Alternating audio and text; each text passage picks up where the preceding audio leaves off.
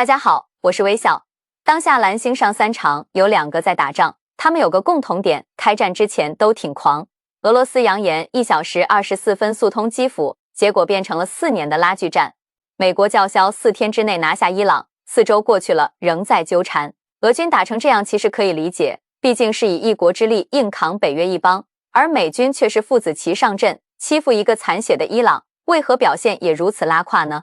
？30多年前的海湾战争中，美利坚天兵仅用14天就撕碎了伊拉克的战略防御体系，号称世界第4军事强国，竟毫无还手之力。一场高科技战争打醒了全世界，也包括当时的中国，甚至有军事专家得出结论，解放军想要达到美军的水平，至少要追赶30年。那一年，美军在中东上演了一出现代战争教科书式的碾压。然而到了今天，同样是中东战场，同样号称世界最强，美军再次让全世界目瞪口呆，但这一次却是因为拉胯的让人不敢相信。30年前我们看的一身冷汗，30年后我们看的却是一头雾水。特朗普开战前曾放出狠话，4天拿下伊朗，如今已将近1个月，霍尔木兹海峡的控制权仍在伊朗手中。革命卫队的导弹和无人机每天都在向美国和以色列目标发起攻击，美军引以为傲的空中3剑客F-15、F-16、F-18接连被击中，就连号称隐身神话的 F-35也破了防。萨德、铺路爪、雷达等防空预警系统被炸成了一堆废铁。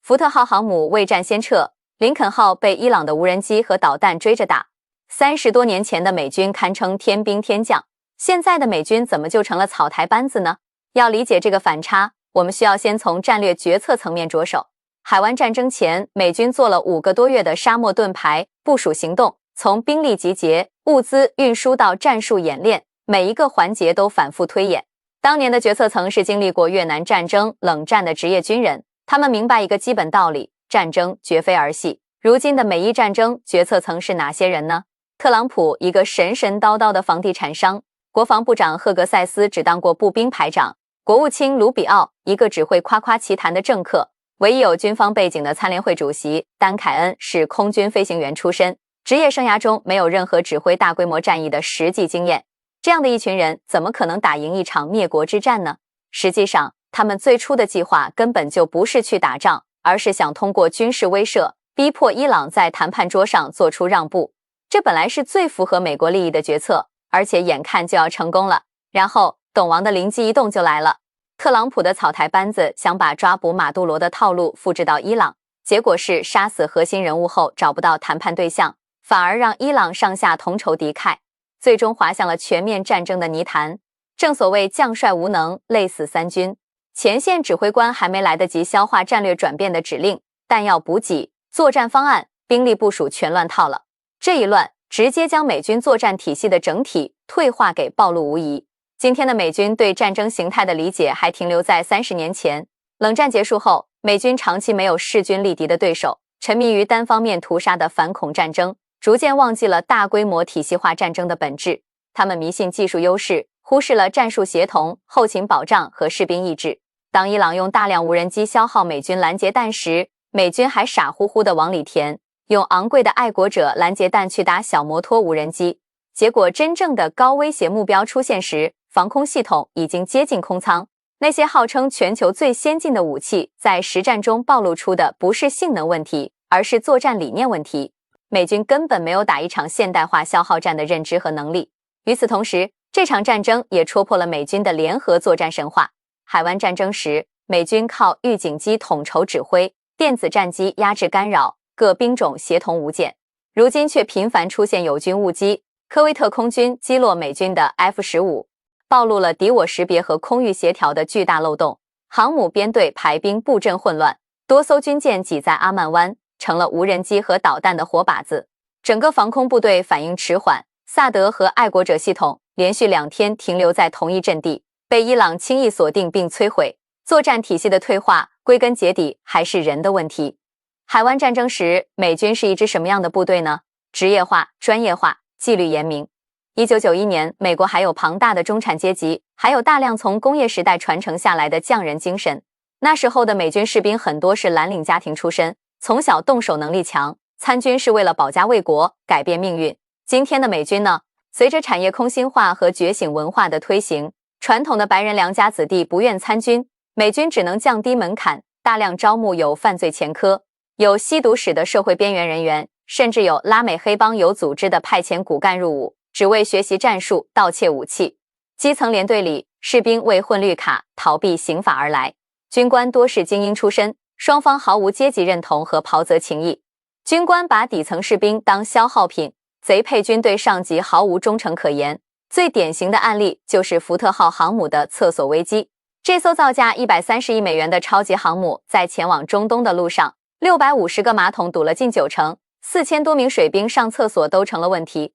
疏通马桶时，从里面掏出了衬衫、刀叉，甚至还有几米长的绳子。这些东西会自己跑到马桶里去吗？当然不会，肯定是有人故意塞进去的。因为福特号本来应该在部署6个月后回港休整，但中东局势紧张，它被强行延长了部署时间。底层士兵们心里有怨气，又不敢明着反抗，那就暗地里搞破坏，让航母趴窝，就不用去前线了。这是2026年的美军，一支超期部署几天就受不了的军队，你能指望他打什么仗？如果说士兵是军队的血肉，那装备就是骨骼。而今天美军的骨骼正在被一个巨大的黑洞吞噬。过去的30多年里，美军的装备看似在升级，实则早已腐朽。最致命的是军工体系的制度性腐败。五角大楼的高层退役后，大多能进入洛克希德、马丁、雷神等军工巨头担任高管，拿着100万年薪和股票期权。这种旋转门机制让武器研发彻底偏离实战需求，转而追求极致复杂、极致昂贵。F-35战机问题百出，频繁坠机。最新批次交付时，竟然连雷达都没有配备，完全成了睁眼瞎。滨海战斗舰和朱姆沃尔特驱逐舰造价高达数百亿美元，却因为装甲薄弱、故障率奇高，服役没几年就被迫提前退役。事实上，工业基础的崩塌已经让美军变成了一支一次性军队。美国早就把造船业这类低利润产业转移到了海外，如今国内几乎没有成规模的民用造船厂。军舰的制造与维修全靠几家垄断的军工厂手工打造。海军内部推演显示，若航母或驱逐舰重伤，很可能几年内都无法修复。弹药产能更是捉襟见肘。为了节省成本，军工巨头把大量基础零件生产线外包，甚至转移到海外。很多关键零部件，全美国只有一家工厂，几台老旧机床能生产。平时打治安战，每月发射几枚导弹，供应链还能应付。一旦爆发高强度消耗战，很快就会陷入弹药短缺的困境。中东开战仅几周，美军的弹药就已消耗过半。五角大楼紧急申请500亿美元补充库存，特朗普要求军工企业将产量翻2番，却面临远水救不了近火的尴尬。而海湾战争时，美军仅弹药就运送了50万吨，物资总运送量达650万吨，相当于把一座中等城市搬到中东。这背后是美国强大的工业供应链在支撑。如今的美军后勤保障能力早已退化，库存打完了，生产线跟不上，美军只能拆东墙补西墙，将原本给乌克兰的弹药转到中东。部署在韩国的萨德也被拉走救急。30多年前，美军在海湾战争中展现的是一个帝国鼎盛时期的全部力量，强大的工业基础，训练有素的军人，清晰的战略思维，压倒性的技术优势。那一战打醒了全世界，也让中国开始了军事现代化追赶的征程。30多年后，同一片战场上，美军展现的是一个帝国晚期的全部症候，战略决策随意得像儿戏，装备体系被制度性腐败掏空，工业根基在全球化中流失，军人素质沦落到贼配军的水平，决策权被外国势力渗透。伊朗并不需要也不可能在正面战场彻底打败美国，他只需要做一件事，拖到美军的拦截弹打光，拖到油价和通胀反噬白宫，拖到独立选民厌烦这场战争，拖到特朗普意识到再打下去，先死的可能不是伊朗，而是他的政治生命。美军的衰落同样揭示了一个道理，一支军队的强大战斗力从来不是单靠堆砌先进的武器就能实现，而是要靠健全的制度、雄厚的工业基础、过硬的战斗作风和清晰明确的战略来共同支撑。30多年前，海湾战争让全世界亲眼目睹了现代化战争的惊人威力。30多年后，美伊战争则让全世界看清了霸权走向衰落的必然结局。风起了，朽木终将倒下，而这个世界也该翻开新的一页了。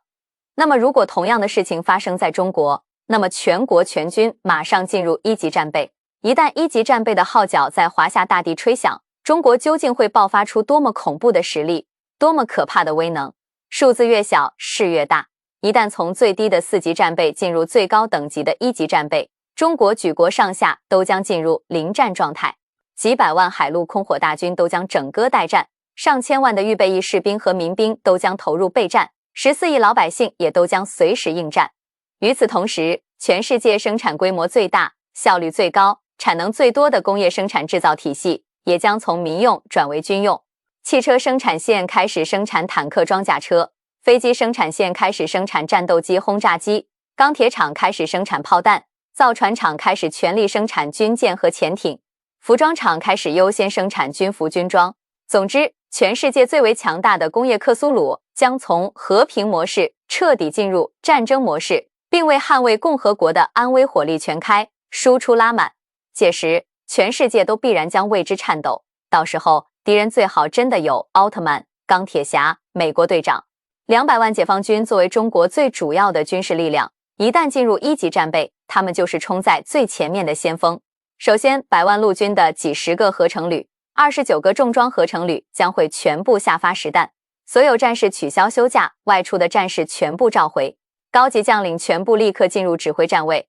所有训练状态的部队原地转入临战状态，指战员也将会做最后的战前总动员，只待一声令下，一线部队就会发起冲锋，所向披靡。2线部队、3线部队也将做好随时千里开拔、奔赴前线的准备。40万空军的几十个航空旅、3000多架战机也将全部进入临战状态。歼10、歼16、歼20这些战斗机将跟随空警500预警机一起起飞升空，对周边所有空域进行24小时不间断的探测和预警。轰 6K、轰 6J 这些轰炸机将会全部满载炸弹和导弹，起飞升空，等待接受打击命令的下发。轰 6N 这款战略轰炸机将携带惊雷1号空机远程核导弹，瞄准敌方首都、导弹发射井、地下指挥所等核心设施。30万海军的3大舰队、300多艘战舰也将全部拉响一等。094战略核潜艇将会全部出海，潜伏在大洋深处，等待核反击命令的下达。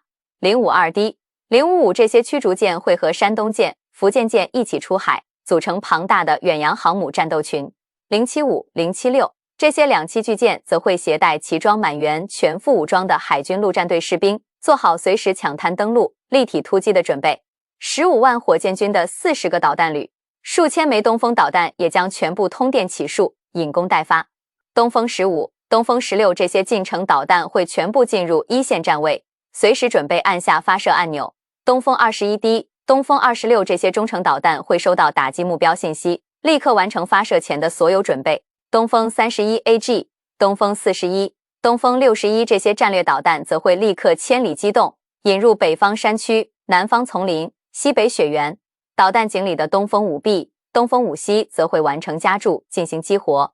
军事航天部队将会调动侦察卫星、光学卫星、预警卫星等太空侦测设备，提升对一线前沿的太空感知、太空预警能力。